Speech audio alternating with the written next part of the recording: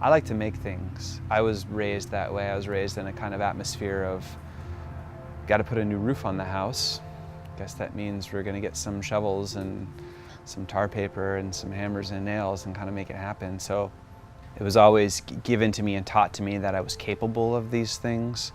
I made jewelry as a kid, and I made models, and I helped build our house that my dad designed, you know, like started wrenching on cars and built the car that I drive, like that kind of stuff, just into making things. Really am drawn to it.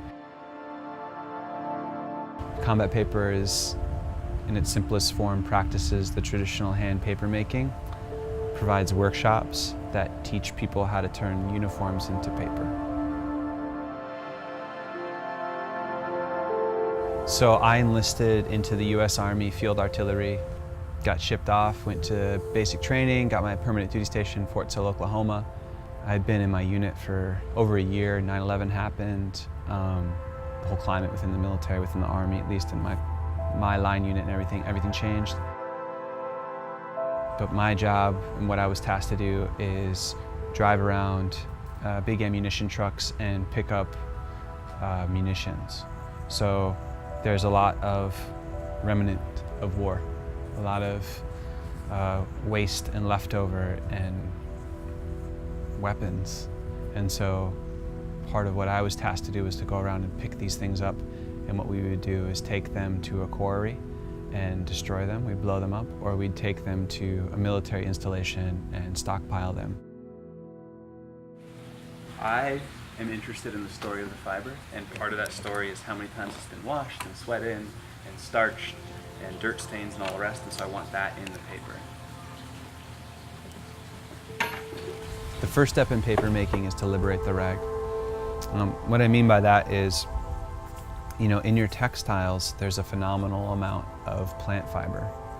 When you make paper with it, what you realize is really quickly is like, as you take it apart, as you beat it down, it really expands. It multiplies. It's fascinating. You're like, I made that many sheets of paper with one t-shirt, with one pair of pants?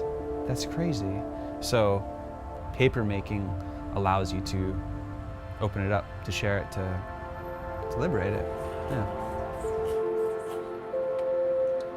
Paper is great because it's functional, and it can also be art. So it merges these necessities for me to make things, but then also to be creative, like all this madness of things that I see and experience and want to like get out but don't know how, and there it is. Hey, make a sheet of paper, it's blank surface. Hey, or make it how you want.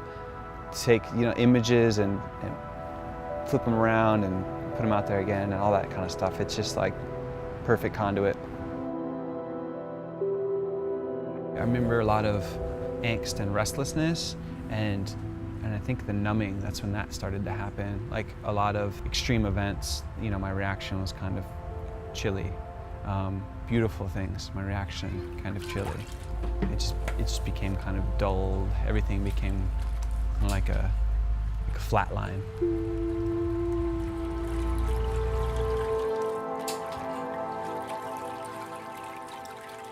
Fascinated in the process of making paper. I like that. I like what people bring. I like the stories that people bring, and then I like how we tell those stories through making paper with them.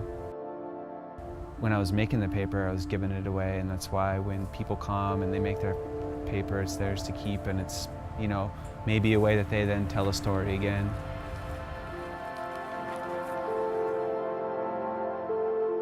I think really it comes from the sincere place of wanting to be able to understand war and wanting to be able to understand aftermath.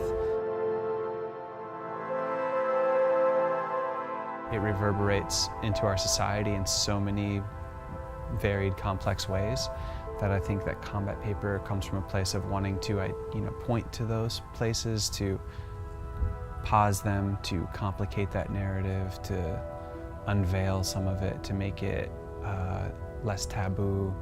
You know, it comes from a place of wanting to share, I guess, yeah.